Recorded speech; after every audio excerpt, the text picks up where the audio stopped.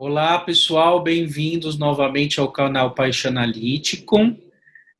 Estamos aqui dando seguimento a essa série Psicanálise Energética e hoje eu gostaria de trazer para vocês um exemplo clínico para a gente continuar desdobrando essas questões do humor, da criação, da surpresa, da dramatização em análise como ferramentas do analista. Para isso, volto a dizer, o analista ele deve procurar, através do seu percurso, eu acho, não só da sua análise, porque a análise não é tudo, né? Eu acho que tem coisas que dependem da busca do analista, né, e da própria formação da psicanálise.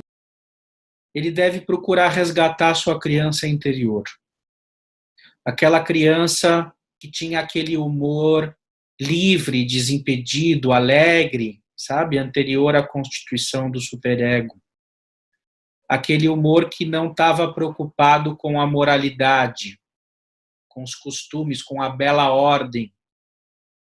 Então, para que o analista toque a pulsão recalcada sexual dos pacientes, dos seus núcleos traumáticos, que, pela teoria do Freud, são anteriores a essa instauração do supereu, ele deve, então, também estar alinhado, em alguma medida, com esse nível pulsional primitivo.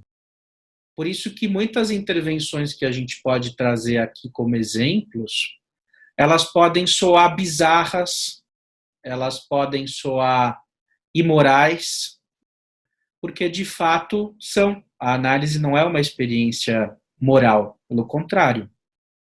A análise jamais pode perseguir ou coadunar com princípios morais. Quando isso acontece, há uma devastação na psicanálise. Isso já aconteceu mesmo, infelizmente. Então, o analista, ele está ali com o seu paciente nos seus aspectos mais arcaicos, sensíveis, privados.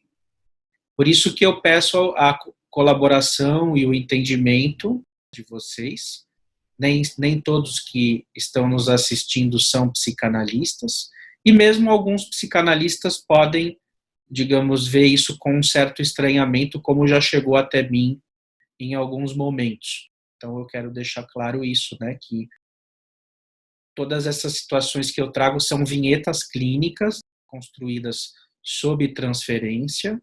Elas, portanto, têm um aspecto ficcional, não são muitas vezes reproduções diretas do trabalho clínico, mas já dizem respeito a um caminho de elaboração feito por mim e que tem o objetivo aí de trazer contribuições à psicanálise, então, semear novas formas de pensamento em psicanálise. Portanto, tem um viés ético e um viés clínico nesse sentido.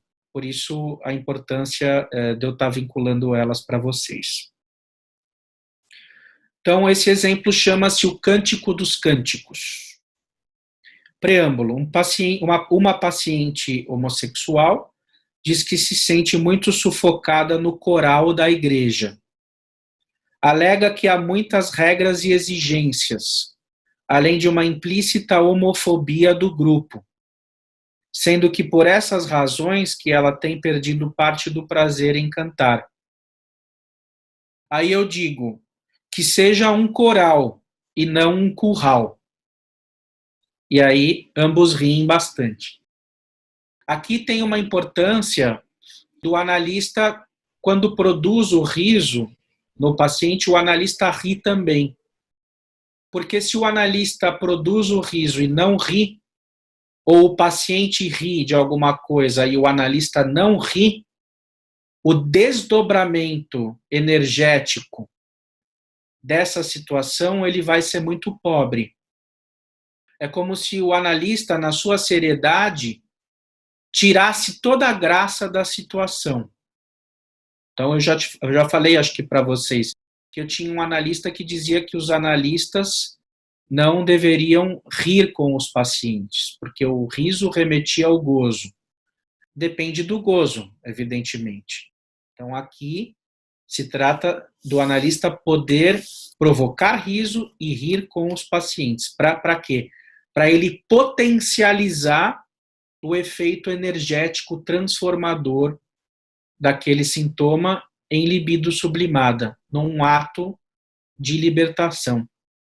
Então, o riso do analista provoca uma esfera dialética na análise em que aquilo se desdobra numa outra coisa. Ninguém faz piada sozinho. Então, se a piada precisa de pelo menos mais um para acontecer. Se o analista não é parceiro nisso, o paciente murcha e aquilo fica sem graça. E a possibilidade de transformação praticamente vai a zero. Tá? Então, comentários. Também na sutileza, também na linha da sutileza fonética do significante, trazemos o absurdo de um coral se transformar em um curral. O riso advém aqui como possibilidade de transformação do impasse subjetivo frente à escuta xistosa, daquilo que o próprio paciente já estava denunciando por sua conta, um cerceamento das liberdades sexuais, artísticas e estilísticas. Então, o paciente está encurralado ali por uma situação homofóbica, mas ele quer cantar, ele quer estar ali, ele gosta da igreja. Ele mesmo faz essa crítica. Até que ponto eu posso estar ali ou não? Qual que é a função da piada? A piada, ela é como se eu estivesse estendendo a mão a ele, dizendo né, que seja um coral e não um curral. Então, quando eu faço essa dobradiça fonética, né, ou seja, para aquilo expressar a sua criação artística, e não para ser uma cadeia, né, vamos dizer assim, com animais, né, enfim, que não se respeitam, enfim, que se mutilam entre si, é que vem o xiste para provocar essa ruptura. Então aí eu aproveito a própria deixa que ele dá, tem a ver com sofrimento, a deixa de uma crítica, e eu potencializo isso de modo a que ele possa ter mais recursos de não ficar aprisionado naquilo. Então, o humor aí ele ajuda a que essa situação tenha a leveza necessária para ele poder seguir em frente e arcar com o desejo dele. Então, nesse sentido, é o que eu digo do analista como parceiro. Se eu não me permito fazer a piada, eu só testemunho o incômodo. E isso não é suficiente para o andamento potencial de uma análise, pelo menos na minha opinião. Muito obrigado pela presença novamente e até os próximos vídeos. Um grande abraço.